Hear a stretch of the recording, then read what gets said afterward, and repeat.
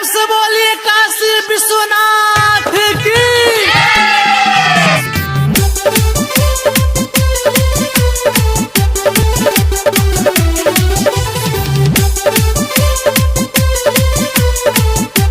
Music by Ravinder Singh.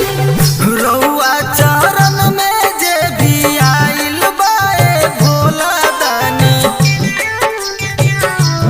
ए बाबा हरली हिलाए बाबा रउआ ओकर सब परेशानी, हमरो पर कृपा बरसाई हे भोला दानी, बलका तोह करता गोहराई शिव शंकर दानी। प्रेम से बोलो शिव शंकर भगवान की।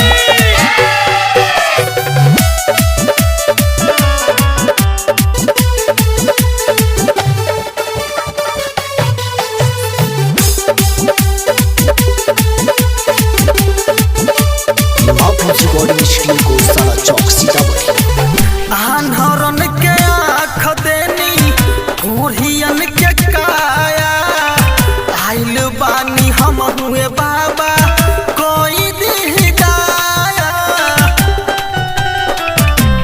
हे बाबा आन्हरन के आँख देनी बूढ़ियन के काया, आइल बानी हम हुए बाबा कोई दी दाया, कोई दी दाया।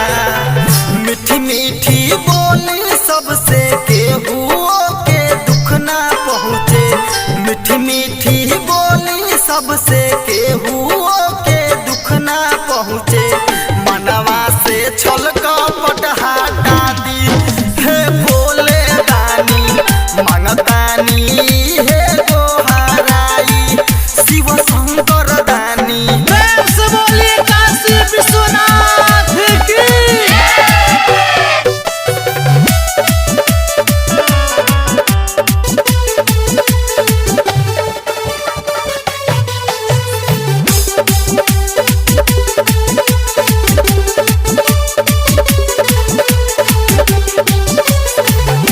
रउआ दुआर जे अइले खाली नाही गइले, सब काट सरधाए बाबा रउआ है पुरैले।